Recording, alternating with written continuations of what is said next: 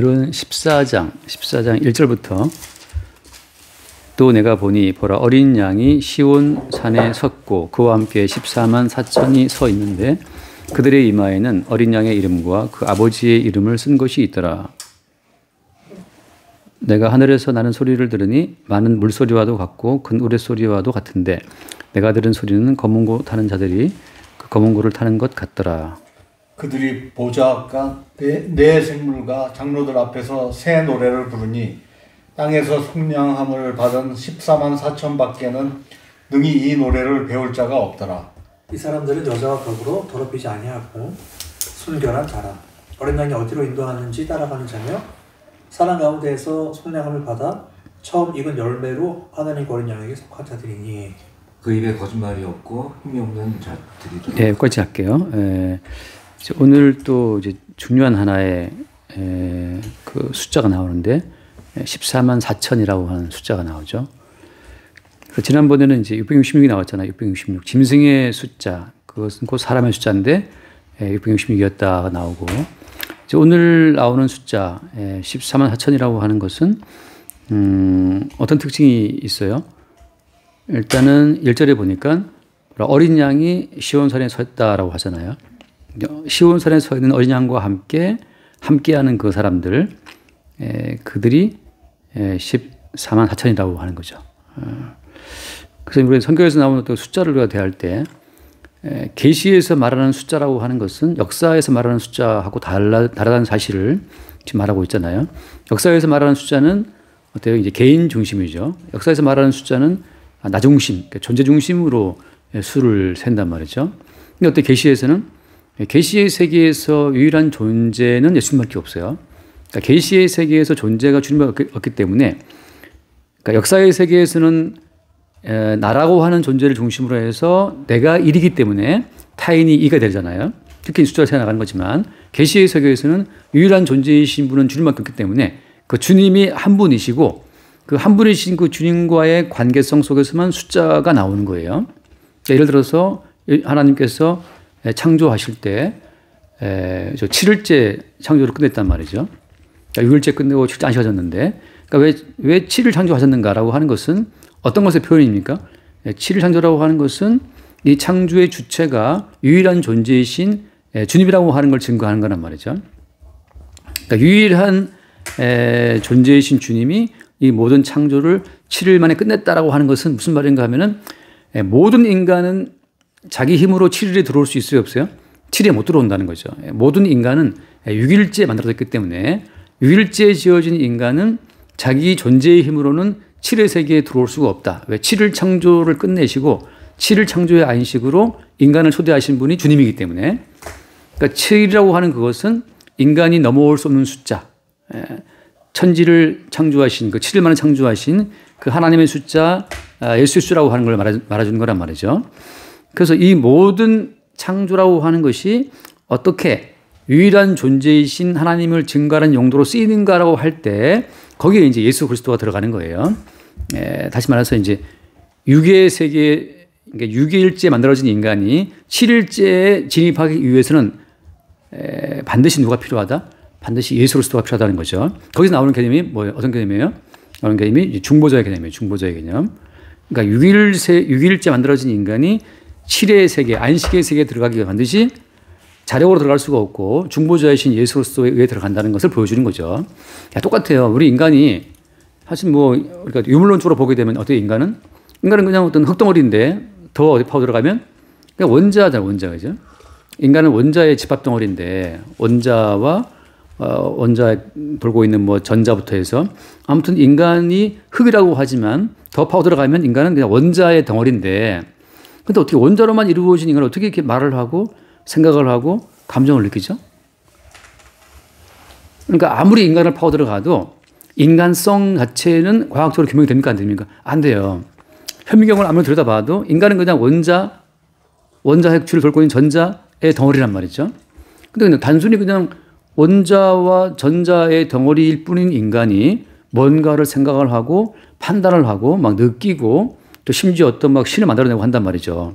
거기에서 그 물질 자체인 원자에 어떤 살아있다라고 하는 그런 개념을 집어넣어주는 어떤 존재가 있는 거죠.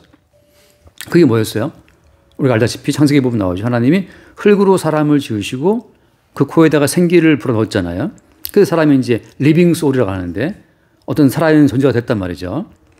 그런 것처럼 그냥 물질 자체인 인간은 그 자체로서는 뭔가 살아있다고 말할 수가 없는데, 그러니까 뭐 이 탁자, 이 테이블을 이루는 것도 원자란 말이죠. 또 우리 몸을 이루는 것도 원자고. 그러니까 테이블과 우리 몸 자체는 차이성이 아무것도 없어요. 원자라는 점에서는. 근데 거기에서 이 물질의 한계를 넘어서 뭔가 차이가 생기는 것은 뭐 때문이냐면 이 테이블에는 주님이 생기를 안 불어넣었지만 인간에게는 생기를 넣었단 말이죠. 그러니까 보이지 않는 그 생기라고 하는 것이 그것이 이제 하나의 어떤 촉매제 혹은 이제 성경을 말하면 중보적인 역할을 하게 됨으로 말미암아서 우리가 이제 리빙 소울, 리빙 빙 사조가 됐다고 하는 건데, 이제 그런 것처럼 6일째에 지어진 인간은 7일째 안식의 세계에 들어올 수가 없는데 그 6일째에 지어진 인간에게 어떤 중보자의 예수로서의 역할이 주어짐으로 말미암아서 7일째 세계에 들어올 수 있다고 하는 말이죠. 자, 그런 점에서 이제 모든 인간은 중보자이신 예수 그리스도를 불신한다는 점에서 다 666의 세계인 거예요. 그러니까 666의 세계예요. 근데 이제 말하자면 이제 7의 세계, 안식의 세계에서는 6의 세계가 못 들어오니까 지난주 말씀처럼 777의 세계로 7인, 7나팔, 7대접지향으로 6의 세계를 때려 부수는 거란 말이죠. 왜냐하면 그리스도 예수가 중보자가 되어서 그리스도 예수의 살과 피에 의해서 7의 세계에 들어올 수가 있는데, 근데 각자 자기의 살아있음을 가지고 지금 뭔가 움직이고 있기 때문에 6의 세계에서는 이 세계를 하나님이 부정한 세계로 규정하시고 다 심판해 버린다고 하는 거죠. 그러니까는 이 지금 살아있다는 인간들의 세계, 6의 세계에서는 무엇이 그 어떤 중보자 역할을 하고 있는 겁니까? 인간으로 하여금 스스로 삶의 주체가 되게 만들어서 자기가 주체가 되어서 자기 중심적인 어떤 신을 상상하고 자기 중심적인 신을 상상한 그 신에게 막 빌고 기도하고 해서 자기의 생존과 자기 영광을 추구할 때 이렇게 인간에게 어떤 존재성을 부여하는 것은 누구예요? 이게 이제 마귀죠. 뱀이죠. 그래서 옛뱀 마귀가 선과 악을 하는 지식을 하게 함으로 말미암아서 최초로 인간이 뭘 봤어요? 자기의 벗어남을 봤죠. 그러니까 선악 지식을 먹게 한 옛뱀으로 말미암아서 인간은 자기를 보게 된 거예요. 내가 누구자. 자, 이거 중요한 건 오늘 말씀 포인트 이겁니다.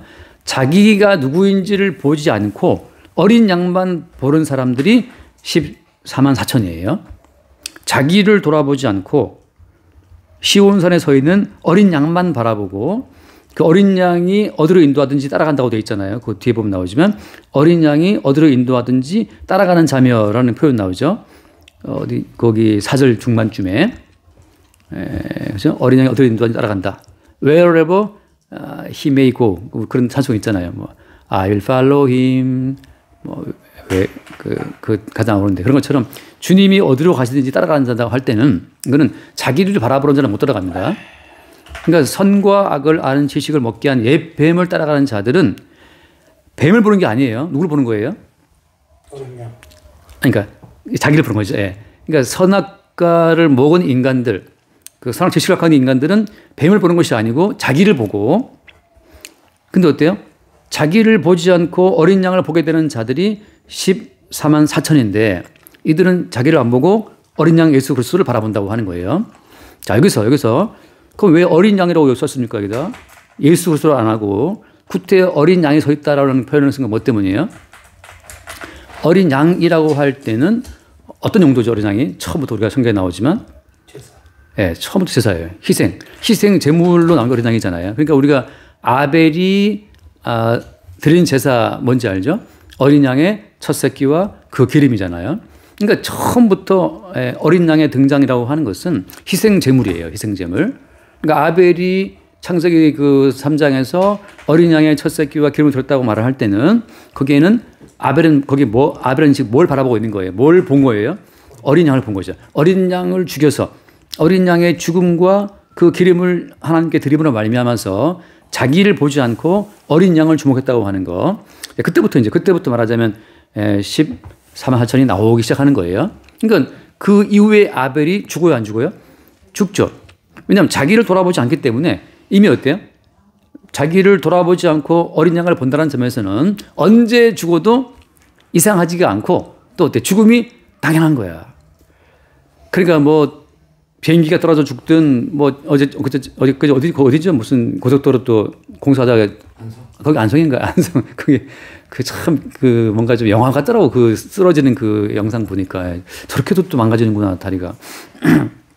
그러니까 이미 어린 양을 바라본다고 할 때 어린 양과 함께 시온산에 서 있다는 그 말은 이미 어때? 이미 자기 자신을 죽은 자로 보는 거예요.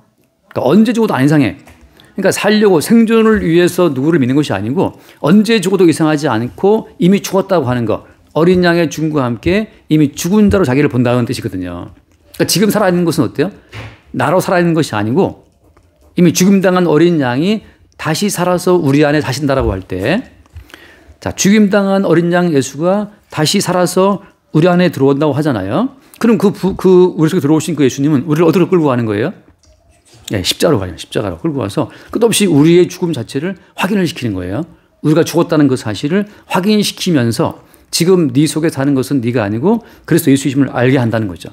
거기서 이제 어린 양이 역할을 하는 거예요. 어린 양이. 항상 그래서 어린 양은 살아있다는 자를 실상은 죽은 거야라고 하는 그 산자들의 허상을 깨뜨리고 죽음의 진실로 끌고 들어가는 그 중보자 역할을 하는 것이 어린 양이죠.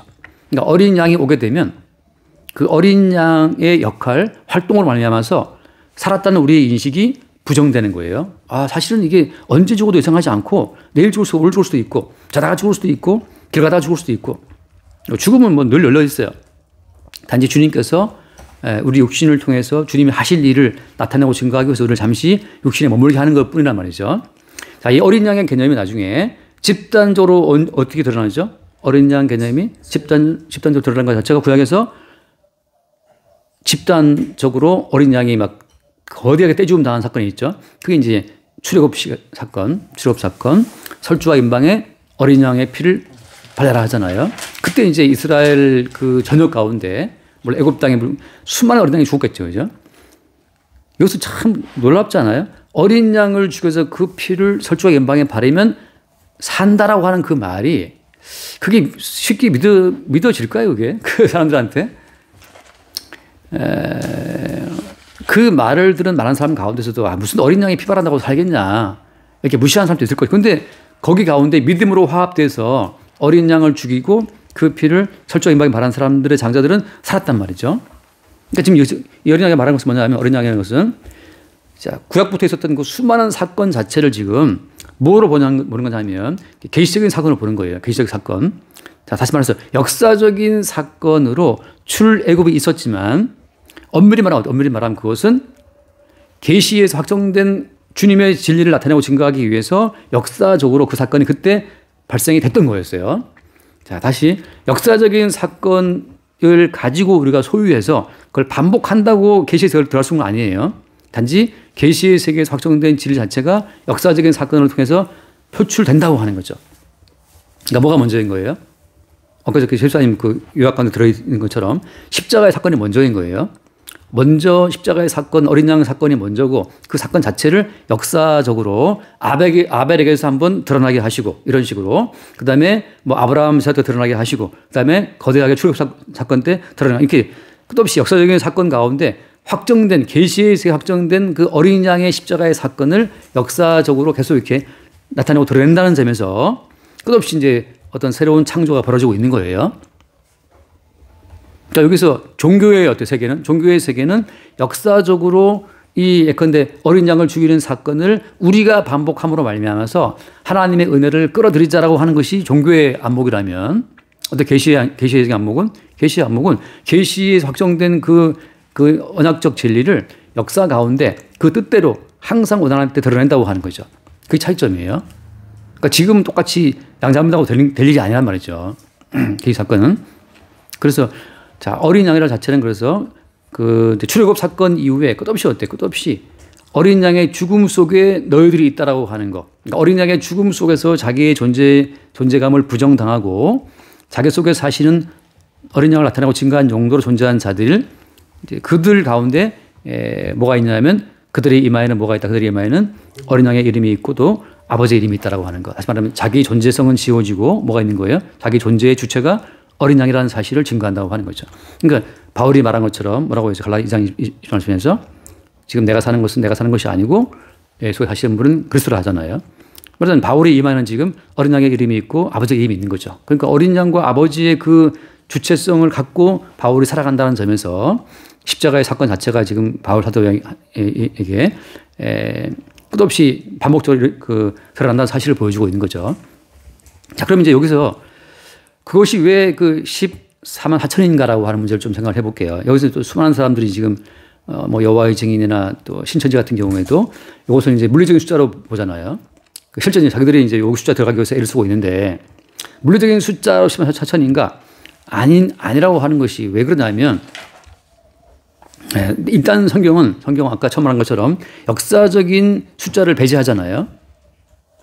역사의 숫자라고 하는 것은 나를 중심으로 보기 때문에 계시의 세계에서는 어린 양을 중심으로 보기 때문에 어린 양만 있어요. 그러니까 나를 중심으로 한 존재성을 가지고 하나 둘 셋 넷 하고 14만 4천 가는 것 자체는 역사의 숫자이기 때문에 역사의 세계는 어때요? 끝없이 주님으로부터 심판을 받잖아요. 그럼 뭐냐 이것은 계시 숫자인데 계시의 숫자에서는 유일한 존재가 주님이다. 그러니까 그리스도 예수를 중심으로 해서 이 14만 4천이 펼쳐져 나와야 되는 거예요. 그러니까 유일한 존재 1에서부터 나와야 되는데 그럼 유일한 존재이신 1로부터 처음 뭐가 나왔습니까? 우리가 먼저 시장을 보게 되면 시장에서 보게 되면 예수님이 오셔서 먼저 뭘 구성했어요? 예수 오셔서 막 불렀죠, 그죠? 예, 그래서 몇 명이에요? 12명을 불렀죠, 그죠? 그러니까 예수께서 그 하나이신 예수님이 12명을 불러서 12명과 함께 어떤 새로운 일을 시작하시는 것처럼 지금 주님께서는 그 하나의 존재이신 주님으로부터 처음 나온 것은 12이다라고 하는 거예요. 이것을 구약에서는 어떤 그림이 있어요? 야곱으로부터 몇 명이 나왔어요? 12명이 나왔죠. 그래서 야곱으로부터는 12명. 자, 중요한 건 이거죠, 이제. 그럼 야곱에서 나온 그 12명은 어떤 특징이 있습니까? 12명의 특징이라고 하는 것은 한마디로 말하면 네? 대학적 인간들? 예, 다 죄악으로 가득한 인간이죠. 12명의 아들은 다 자기의 죄인됨을 다 드러내 보여요. 그래서 근데 르우벤 같은 경우에는 자기 그 새엄마와 간통하잖아요. 통관하잖아요. 또 시몬과 레위 같은 경우에는 집단 살인을 학살을 자행한단 말이죠. 유다 같은 경우에도 뭐 아들 살리기 위해서 며느리라고 하고 이렇게 쭉 이제 12명의 아들은 다 특징이 뭐냐면 다 죄에 갇혀 있다는 거. 자, 우리도 알죠. 갈라디아 3장 22절 말씀. 성경이 모든 것을 죄를 가져왔다는 말씀처럼 결국 뭐냐면 하나님께서는 지금 14만 4천을 끄집어내기 위해서 일단은 모든 인간을 죄 아래 가둔 겁니다. 자, 그럼 죄의 삭은 뭐예요? 죄의 삭은? 사망이죠. 자, 다시 말해서 이 12명의 아들은 죄인됨이 드러나고 죄로 말미암아서 다 죽은 자라고 하는 그 사실이 확인되는 거예요. 자, 주님께서 있는 야곱을 깨뜨리고 또 있는 12아들을 다 죄에 가두어서 너희들은 죽은 자라고 하는 그 죽음을 확인시키시고 그 죽음이 확인된 가운데에서 뭐가 나오는 거예요, 이제? 그리스도 예수께서 살고 있는 새로운 12이 나오는 거죠. 그걸 나중에 뭐라고 이제 확대가 됩니까? 12이 이스라엘. 그죠? 예. 다시 뭐라 그랬죠? 12지파. 예. 그것도 그 이스라엘이고. 그러니까 이스라엘 자체는 사실은 왜 부름받은 거냐 하면은 매일 죽음 속으로 들어가. 늘 죄인됨이 드러나고 그 죄인됨 때문에 죽음에 들어갔다가 이상하게 살려주시는 어떤 중보자. 이게 바로 어떤 거죠? 방금 했던 것처럼 어린 양이죠. 어린 양의 죽음으로 또 살아나오는 그 역사. 있는 존재를 죄에 가두어서 죽음을 확인시킨 다음에 니들이 살고 있는 것은 니들의 어떤 그 조건, 자격, 가치, 권리 때문이 아니라 대신 죽은 어린 양을 산다고 하는 그 사실을 끝없이 나타내고 증거하는 어린 양의 어떤 증인으로 동원된 자들이 이스라엘이란 말이죠. 그래서 어때요? 그것이 12지파가 끝없이 이제 그러니까 12아들이 12지파가 되는 것처럼 12아들이 12지파로 되는 것처럼 12 곱하기 12 얼마예요? 144에다가 거기에 천이 붙어요. 천이. 그 천이라는 것은 성경에 나오는 가장 오래 장수한 사람이 누구죠? 무드셀라. 몇 살까지 살았어요?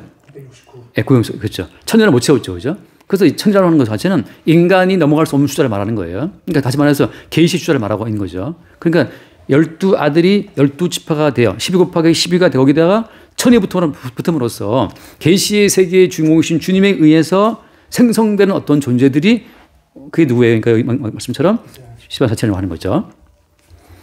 그러니까 여기서 나오는 것은 이 숫자라고 하는 것은 그러니까 12 곱하기 1000의 원리에 의해 생성되는 셀 수 없이 큰 무리를 말하는 거지 역사의 세계에 나오는 물리적인 하나둘의 숫자가 아니라는 거죠.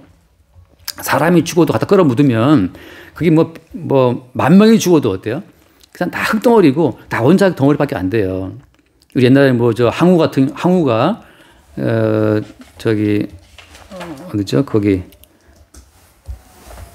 항우가 어디서 그랬나? 아무튼 그 땅을 파가지고 뭐 수만 명 군사를 그냥 그대로 묻어버렸잖아요. 갱도 땅을 파가지고 그런 것처럼 사람을 그냥 끌어묻으면 다 흙이라고 흙. 그래서 물리적으로 우리가 지금 알고 있는 역사적인 어떤 존재를 하나둘 할 때 주님께서는 우리를 어때요? 사람을 숫자로 친다 안 친다?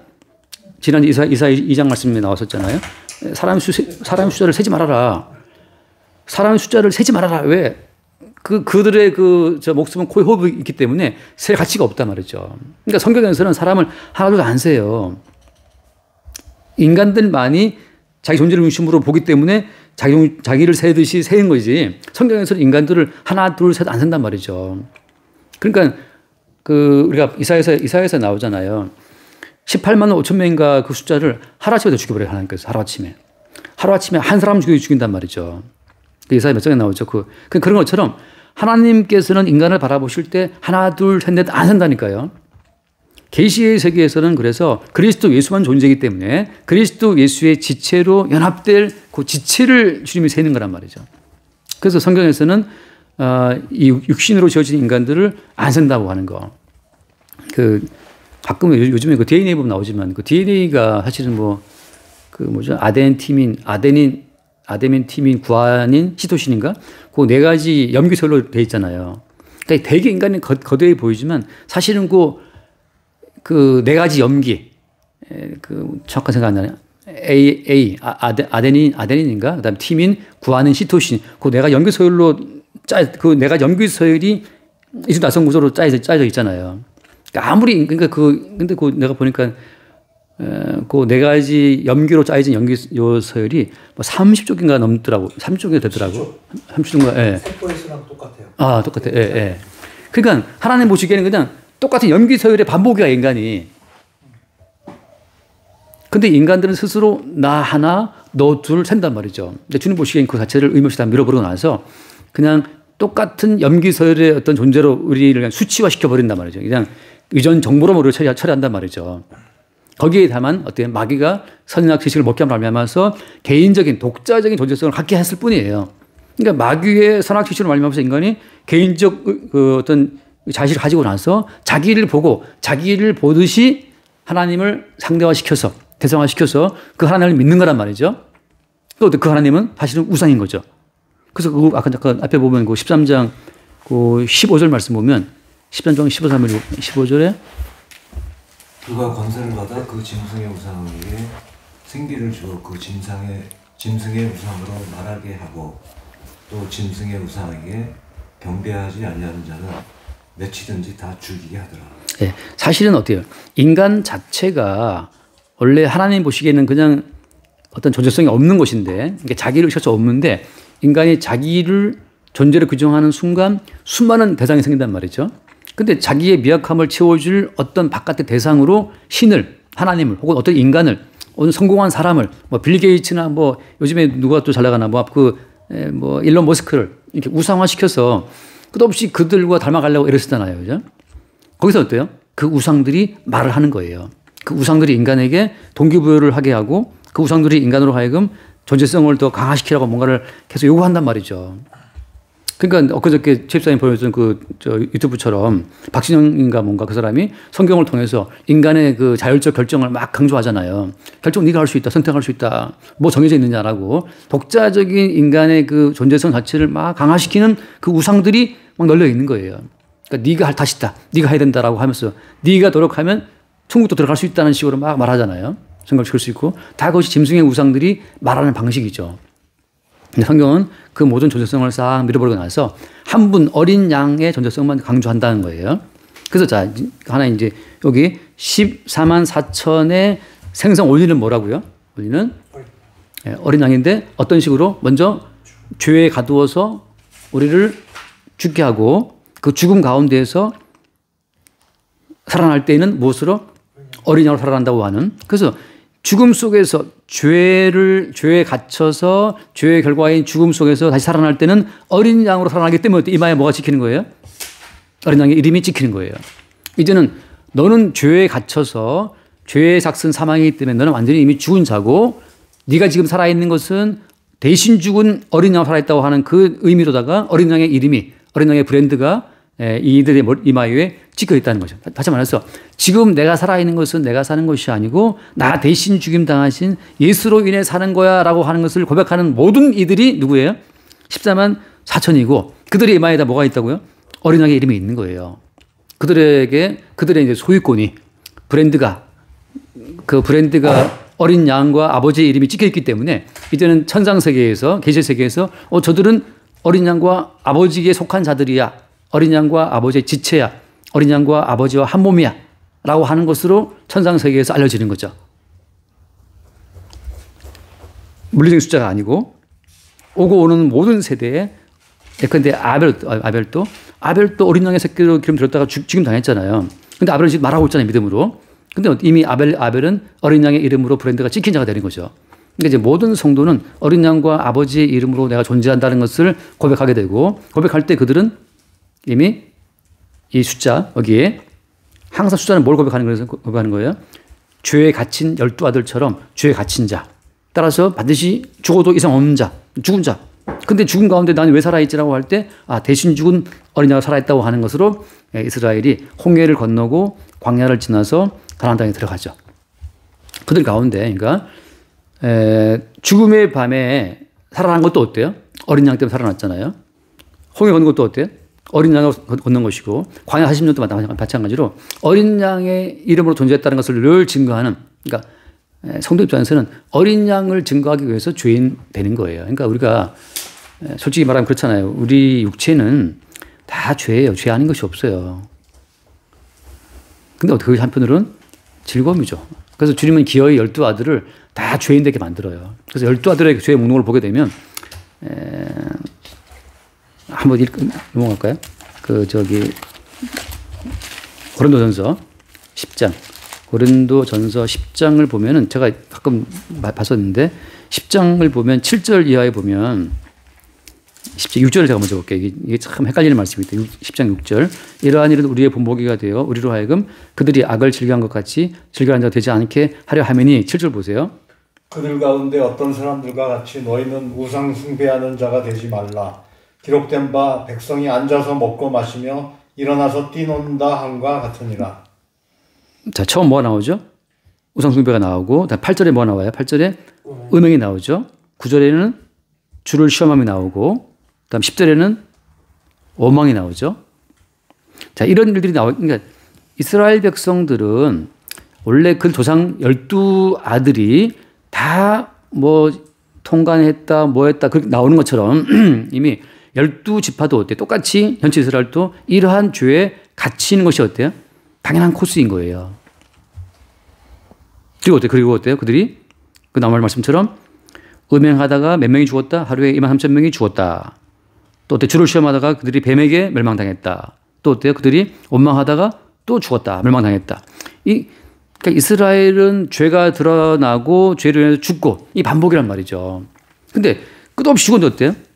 죽었는데 또 어떻게 나중에 또 광야에서 다 죽었는데 광야에서도 태어난 이 세대가 어떻게 돼요? 하나님께 들어간단 말이죠. 그러니까 지금 성도는 사실은 어때요? 한 성도는 매일 죄로 말미암아서 죽고 마땅히 죽고 원망하다가 죽었다. 불평하다가 죽었다. 음행하다가 죽었다. 우리 맨날 죽는 거예요. 매일 죽었는데 어때요? 매일 죽고 또 새롭게 지금 내가 살아있어. 왜 살아있지? 대신 죽은 어린 양으로 살아있다는 것 자체. 이게 지금 한 성도의 모습 벌어진 일이란 말이죠. 그러니까 지금 14만 4천이라고 하는 것은 자기 힘으로 뭐 죄를 안 지어서 여기 들어간다. 뭐 그러니까 저기 신은처럼 뭐 헌금 많이 해서 전도 많이 들어간다. 이런 모든 인간의 행함 자체가 이게 정말 인간을 속이는 말이란 말이죠. 그냥 성도는 어때요? 끝없이 죄가 나오게 돼 있어요. 왜?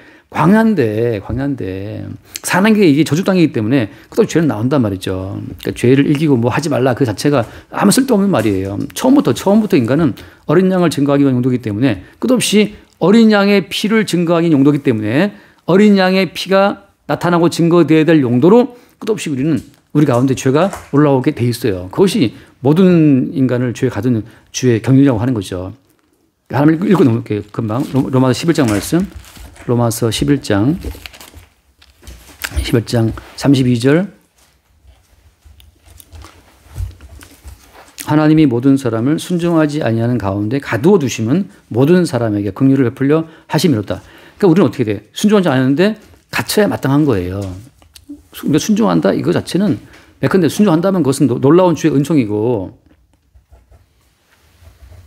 뭐 때문이에요? 주님의 긍휼을 증거하기 위해서 우리는 불순종 가운데 갇혀 있어야 되는 거예요. 초점은 우리의 순종이 아닌 거예요. 초점은 주님의 긍휼이라고요. 근데 많은 지금 기독교에 있는 사람들이 뭘 헷갈리냐 하면 자기들의 순종을 막 앞에 둔다고. 근데 그것 자체가 지금 주님의 뜻을 완전히 무시하고 있는 거예요. 니들은 순종을 못해. 제발 좀 갇혀 있어. 좀 니들은 좀. 왜? 주님의 긍휼을 베풀고 증거하는 것이 목적인데 자꾸 인간들이 잘났다고 잘함을 드러내니까. 그러니까 우리는 어때요? 실수를 할 것도 없지. 원래 우리가 그런 본성이니까. 그것이 당연한 거예요. 그래서 그들은 항상 뭘 바라봅니까? 어린 양을 바라보죠. 어린 양을. 그래서 어린 양이 시험장에 서 있고 함께 서 있는 자들이 13,4천인 거예요. 자, 그래서 그 3절 말씀 돌아와서 3절 말씀 볼까요? 3절에 보면 그들이 보좌 앞과 내 생물과 장로들 앞에서 새 노래를 부르니 땅에서 속량함 받은 13,4천 외에 밖에는 능히 이 노래를 배울 자가 없다. 자, 새로운 노래라고 하는 것은 누구만 이거 배운다는 거예요? 13,4천. 네. 땅에서 속량함을 받은 13,4천. 속량이라는 것은 속량은 몸값을 지불하고 사온 자들이잖아요. 그러니까 자기 힘으로 죄와 사망에서 벗어나가지고 온 자들이 아니고 이건 예수님이 자기의 피값을 지불해서 사온 자들만 부르는 노래라는 거죠. 그러니까 이건 새로운 어떤 노래였어요? 자기의 가능성 자체가 완전히 부정되고 오직 어린 양과 아버지의 능력만 노래하는 찬송이 이 새 노래가 되는 거예요. 그러니까 자기 속에 어떤 가능성, 우리가 말씀을 지킬 수가 있고 순종할 수가 있고 우리가 뭔가 선을 행할 수 있고 가능성을 가지고 있는 자들은 자기의 가능성을 칭송한단 말이죠. 근데 완전히 자기 자신은 속량밖에 답이 없어. 몸값을 누가 지불해 주시면 밖에는 길이 없어요. 뭐 예전에 테이큰인가 무슨 영화를 보니까 리암 니슨이 팔려간 딸 찾으러 딸 다 때려 죽이더라고 완전히 통쾌한 액션이라고 보니까. 근데 주님께서 죄와 사망에 갇힌 이 자기 백성을 찾아러 올 때는 이걸 다 때려 부수는 거예요. 그게 마지막 심판인데. 그러니까 인, 나팔, 대충 그 마찬가지인데. 그러니까 새 노래라고 하는 것은 인간의 가능성에 초점을 둔 노래가 아니고 오직 속량하신 어린 양의 피만 칭송하는 노래가 새 노래가 되는 거죠. 그러니까 엄밀히 말해서 우리가 말씀을 지킵시다, 순종합시다 이렇게 말하는 그 말 가운데에서는 하나 지킨 자기 자신의 의로움이 나타나게 되고 평안을 얻었으면 평안을 얻게 된 자기를 또 고백함으로써 그 모든 집단들이 인간을 칭송하는 노래밖에 안 나온단 말이죠. 근데 너도 불가능한 죄인이었는데 죽어마땅하 했는데 죽으면서 지금 살아있네? 왜 살아있냐? 어린 양 때문이야. 너도 어떻게 살아있냐? 모두가 다 어린 양 때문이라는 걸 고백할 때 그때 이게 나오는 게 새 노래란 말이죠. 그 다음 말씀이에요. 그 다음 4절 말씀. 요 3절에 그들이 누구예요? 왜 그들이 보좌 앞과 내 생물과 장로들 앞에서 14천. 13,4천이 노래 부르고 13,4천이 배울 자라고 써 있어서 배울 자가 없다. 자기가 부른 노래를 자기가 배운다 이런. 아니요, 그러니까 그 사람들 밖에는 배울 자가 없다. 그러니까 there is no one. 어떤 인간도 이 노래를 배울 수는 없다. 그러니까 어린 양의 피로 나는 그냥 주님이 피값으로 나 사왔어. 이걸 고백하는 자 외에는 이런 노래를 부를 수가 없는 거죠. 그 다음 말씀을 또 이제 막 섞어요, 사람들이. 이 사람들은 여자와 더불어 더럽히지 아니하고 순결한 자라. 어린 양이 어디로 인도하든지 따라가는 자며 사랑 가운데에서 속량함을 받아 처음 익은 열매로 하나님과 어린 양에게 속한 자들이니. 네, 여자와 더불어 더럽히지 않다. 그래서 또 이제 흔히 말하는 육신적인 어떤 정결을 말하는 분들도 있어요. 근데 여기서 말하는 여자는 뭘 말하는 거예요? 예, 어린 양, 여자의 우선 마귀. 예, 예, 성경에서 예컨대 성경에 음주로 말하죠. 성경에서 남자라고 하면 유일한 남자가 예수라면 사실 유일한 남자는 예수님이고 나머지 모든 인간은 다 그 유일한 남자이신 예수 그리스도의 신부로 부름받은 여자란 말이죠.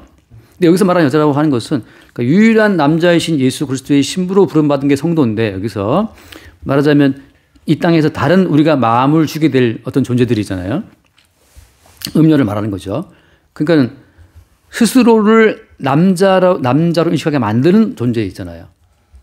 내가 남자기 때문에 나를 내가 주체인 것처럼 만들어주는 그 모든 존재가 다 여자가 되는 거예요. 그러니까는 뱀이 인간에게 와가지고 네가 지금 벗고 있지 않느냐, 입어야 된다, 네 힘으로 살아야 된다, 네 힘으로 이것을 지켜야 된다라고 자기가 주체가 되어서 뭔가를 할 수 있는 것처럼 말하는 그 모든 것. 그러니까 성경에서 말하는 머리는 누구죠? 머리는 예수님인데 머리이신 예수 그리스도 이외에 네가 결정해야 되고 네가 선택해야 되고 네가 선택해서 갈 수 있는 거야. 박진영이 했던 것처럼 선택은 네가 하는 거야. 그렇게 말하는 거 있잖아요. 그러니까 결정권자이시고 주체이시고 머리이신 그 남자이신 예수 그리스도 이외에 우리를 스스로 남자로 세워주는 모든 것이 음녀예요. 우리에게는 우리는 결정권자가 아니고 주체도 아니고 선택할 수는 없어요. 내가 그걸 어제 그 영상 보고 느꼈던 것이 예전에 한번 연봉 설명했던 말인데 우리 인간에게 선택 의지가 있나요? 인간에게 자유의지가 있습니까? 인간에게? 이게 오래된 이제 논쟁이긴 한데 선택 의지가 인간에게 있어요? 없어요?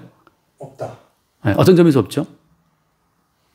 우리가 뭐 먹을까? 뭐 먹읍시다. 우리 끝나고 뭐 연어 먹을까? 아니면 뭐 피자 먹으러 갈까? 뭐 결정할 수 있잖아요. 근데 성경에서는 없다고 말하는데 뭐 때문에 이런 거죠. 하나님께서 이미 하나님이 창세 전에 확정해 두신, 언약해 두신 하나님의 선택의 범주 내에서는 우리가 선택할 수 있어요. 자, 다시 말해서 우리는 지금 황인종이잖아요. 우리는 대한민국 사람이고, 그러니까 대한민국 사람이고 한국어를 쓰고 있어요. 그러니까 대한민국에 태어났고 한국말을 쓰고 있고 황인종이고 요 범주 내에서 우리는 선택한단 말이죠. 근데 애초에 우리를 한국 사람으로 황인종으로 또 남성으로 누구누구의 아빠로 이렇게 만들어 놓으신 분은 누구예요? 주님이란 말이죠. 그 주님이 한정해 두신 그 범위 내에서만 선택한다는 말이죠. 그러니까 어떻게 해요? 엄밀히 말하면 그 선택을 하게 했던 더 근본적인 원인은 어디에 있는 겁니까? 주의 선택에 있는 거죠. 그런 점에서 우리에게 자유의지가 없어요. 우리가 뭘 한다 하더라도 이미 우리가 행하는 선택 의지 배후에 그 선택을 하게 만들었던 근원적인 원인은 어디에 있으니까? 주님께 있으니까.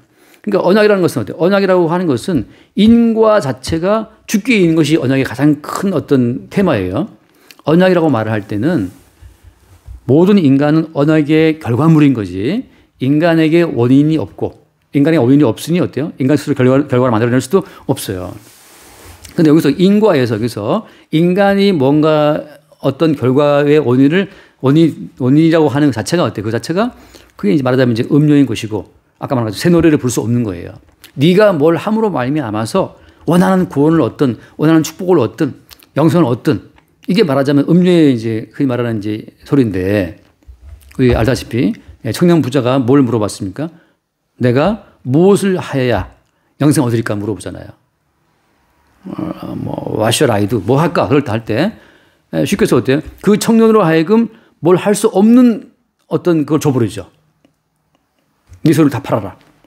결국은 어때요? 인간의 선택 의지로 넘어올 수 없는 7의 세계의 주님이 답을 주시기 때문에 어떤 인간도 6의 세계에서 7의 세계를 못 넘어와요.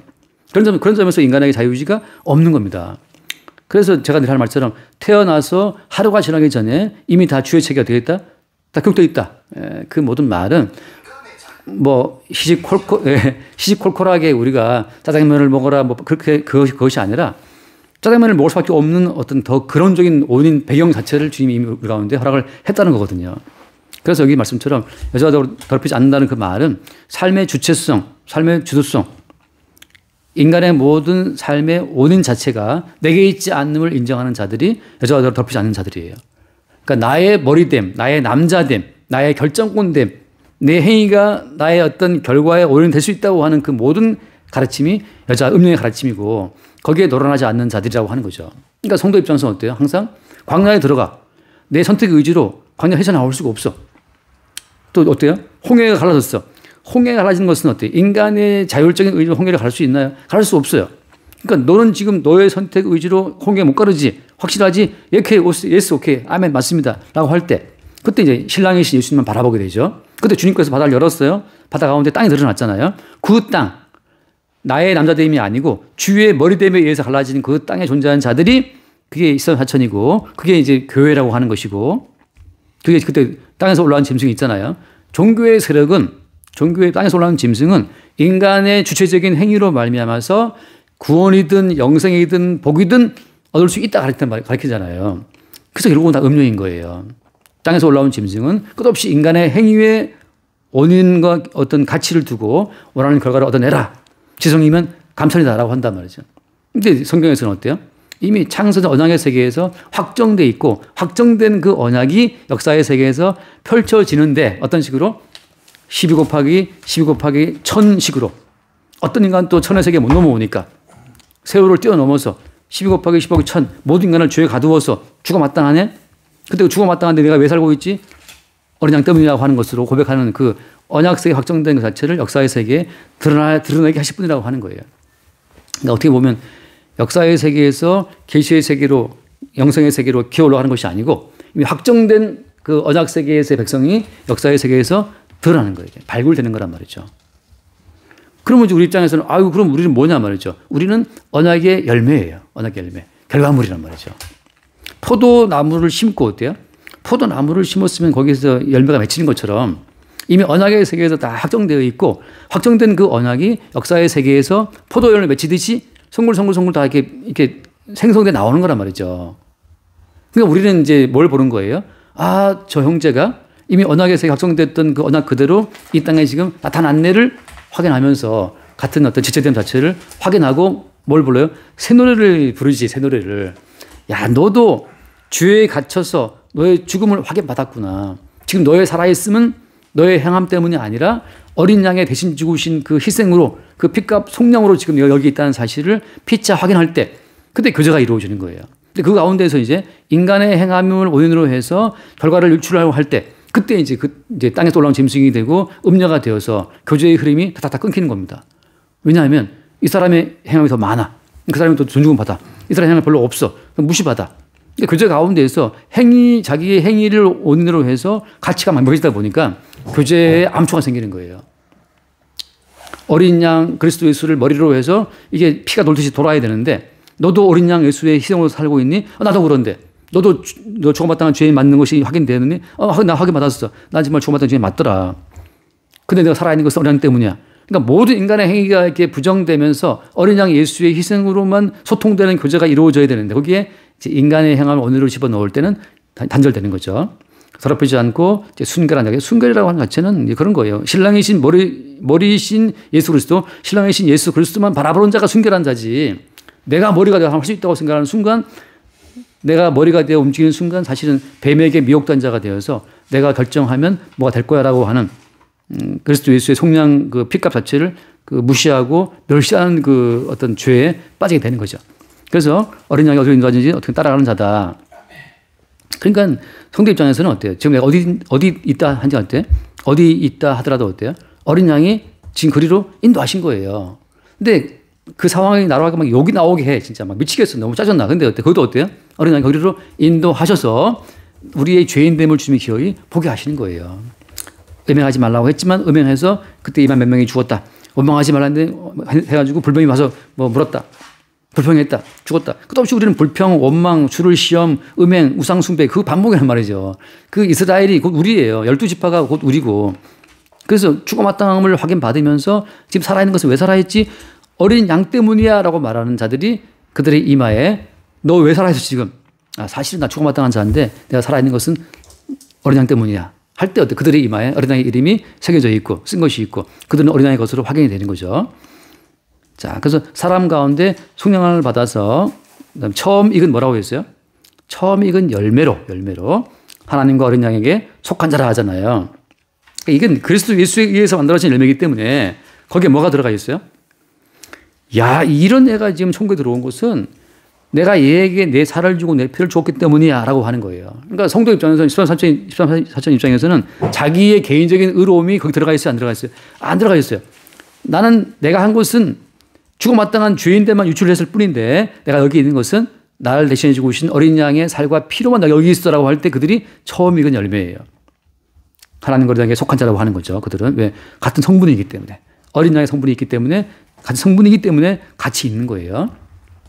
이게 이제 처음 말하잖아요. 내 살 중에 살이고 내 뼈 중에 뼈라 하는 것처럼 같은 성분이기 때문에 거기 있는 건데 거기에 섞여들어서 몇 개 섞여 있으면 어때요? 그것 때문에 아웃되는 거예요. 내 요소가 나의 선함과 나의 착함과 나의 열정과 뭐 그러면 그게 알아주지 않으면 우리는 뭐 화난단 말이죠. 근데 주님께서 철저히 그런 말 못 나오도록 우리를 늘 죄에 가둬버려.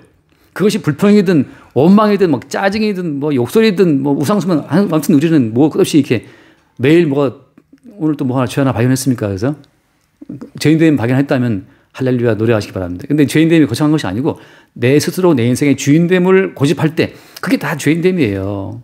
내가 내 인생의 머리인 것처럼 까불 때 다 죄인됨이란 말이죠. 괜히 막 그래서 기분 나빠. 뭐 관계가 안 돼. 가게 점원을 기분 나쁘게 했어. 그 점원으로 하여금 너를 노려보게 만든 분이 주님인데 네가 왜 머리됨처럼 또 판단하고 있냐 말이죠. 그 자체가 다 이미 우리는 죄인이라는 증거이기 때문에 끝없이 나와요. 자, 그 끝에 말씀을 5절 말씀을 그만할게요. 5절. 그 입에 거짓말이 없고 흠이 없는 자들이더라. 거짓말이 없어요, 우리가. 자, 우리는 거짓말이 뭐냐면 거짓말이 나는 거짓말 안 합니다. 이 거짓말이란 말이죠. 자, 나는 죄 안 짓습니다. 나 주님 보시기에 올바른 했습니다. 다 거짓말이에요. 우리는 근데 뭐가 참말이에요? 우리는 죄인 맞잖아요. 나 죄인 맞아요. 이거 거짓말 아니야, 이게. 나 거짓말쟁이 맞아요. 그 사람만이 자기가 죄인이라고 말하는 사람만 참된 말을 하는 사람이에요. 나는 죽어마땅한 죄인 맞다. 나는 입만 열면 짜증, 불평, 원망, 누구 막 탓하는 말만 하고 말이죠. 주님 바라보면 주님 막 대들고 말이죠. 그래서 그 유명한 말 하나 마칠게요. 저 이병헌이 했던 그 영화 달콤한 인생 거기 보면 나오잖아요. 왜 그랬어요? 나한테 왜 그랬어요? 당신을 위해서 뭐 15년 동안 개처럼 일한 날 그런 대사 본 적 있나요?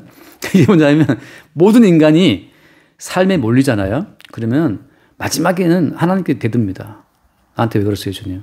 내가 그동안 집사로, 내가 목사로 이렇게 했는데 나한테 왜 그랬어요, 주님? 하고 대든단 말이죠. 나중에 그 주인공 이병헌이가 총으로 보수를 쏘잖아요. 그처럼 모든 인간은 마지막에 주님을 쏜단 말이에요. 주님을 찌른단 말이죠. 나한테 왜 그랬어? 나한테 왜 그랬어? 나를 하려고 했는데 왜 나를 안 알아주고 나를 이렇게 계속 나를 압박해, 예수야 하고 이제 예수를 찌른단 말이죠. 그러니까 우리는 주님 앞에서 우리가 주님을 찌르는 죄인이 맞다는 것을 고백하는 그 말이 참말인데 14만 4천은 그걸 고백하는 자들이에요. 근데 어때 기도했었던 그 바리새인 같은 경우에는 나는 일일이 2번 금식하고 11조를 드리고 난 토작하지 않고 부르지 않고 자기를 쭉 말하잖아요. 근데 그 세리는 가슴을 두드려 말하는 나는 죄인으로서도 한단 말이죠. 근데 그 죄가 무엇인지 아직까지 안 드러났지만 전체적으로 보는 죄가 뭐예요? 죄는 마지막에 예수 그리스도를 찌를 수밖에 없는 그 죄인됨을 알게 될 때 그것만이 거짓말이 없고 흠이 없어요. 그래 네가 나를 찔렀구나. 근데 우리가 찌르는 그 창에 의해서 못에 의해서 주님의 피가 흘러들어와서 우리를 덮어 씌울 때 그 예수의 피에 덮여서 우리는 흠이 없는 자로 인정되는 거예요. 그러니까 누가 14만 4천이냐. 우리가 예수 찌른 자임을 고백하고 내가 찌른 그 주의 상처에서 흘러나오는 그 피가 내게 덮어 씌워짐으로 말미암아서 하나님 보시기에 흠이 없다라고. 왜? 그 아들 예수의 피가 묻혀 있으니까. 저 내 아들이다 하고 주님이 인정할 때 그때 어린 양의 이름과 아버지의 이름을 그 이마에 쓴바된 14만 4천에 해당된다는 그것이 판정이 된다고 하는 겁니다. 그러니까 마지막에는 십자가 앞에서만 더 드러나는 거예요. 여기까지 하겠습니다. 또 시간이 가셨으니까. 감사합니다. 인간의 육체는 날마다 우상 숭배와 음행, 주를 시험하는 말 그대로 날마다 죄에 갇혀 죽음을 향해 가는 그런 존재입니다. 이 존재가 주의 속량으로 말미암아 주를 바라보는 그 은혜 가운데 거하게 됨을 오늘 이 시간 말씀을 통해서 알게 되었습니다. 아멘. 날마다 속량하신 주를 바라보게 만드는 죄에 갇힌 자들의 유일한 소망은 우리 날마다 어린 양의 피를 발견하고 그 은혜를 저희가 노래하며 증거하는 것임을 주님 깨닫습니다. 저희가 하루하루 살 동안에 수많은 죄악들의 실체에서 자신을 바라보지 않고 이 죄를 속량하신 예수 그리스도를 바라볼 수 있는 믿음을 더하여 주시옵소서. 예수님 이름으로 기도합니다. 아멘. 박사님 먼저 하시죠. 네, 감사하시죠. 예. 말씀을 가르쳐 주심을 감사드립니다. 오늘 십자가 앞에서 내가 죄인임을 들키게 하시고 알게 하시고 오직 어떻게 살든지 어디에 있든지 이 죄인을 속량하여 주시는 그리스도의 은혜로 살게 됨을 항상 새롭게 볼 수 있도록 인도하여 주시옵소서. 아멘. 예수 그리스도 이름으로 기도드립니다. 아멘. 주님 감사합니다. 우리가 무엇을 하든 어디에 있든 우리는 주님이 만드신 죄에 갇혀 있는 주가 마땅한 존재임을 항상 인지하게 하여 주시고 그 안에서 그리스도 예수의 속량값으로 그 고귀한 피로 말미암아 우리가 다시 태어나서 코에 생기가 들어옴을 다시 한번 오늘 확인하는 날이 되었습니다. 일상을 살면서 우리의 힘으로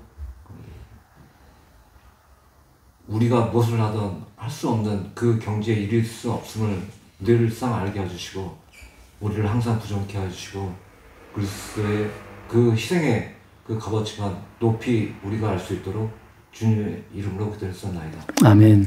주님, 우리를 죄인 만들어 그리스도 예수의 피를 덧입혀서 새로운 피조물 되게 하시고 그리스도 예수의 피 안에서 거룩한 의인 되어 하나님의 영광을 찬송하는 자리에 서게 하심을 감사합니다. 날마다 발견되는 그 죄를 통해 오히려 그 죄를 덮으시는 그리스도 예수의 피를 발견하고 증거하는 어린 양과 함께 시온산에 서 있는 시편 4천으로 살아갈 수 있도록 긍휼을 더하여 주옵소서. 우리 주 예수 이름으로 기도드립니다. 아멘. 수고하셨습니다.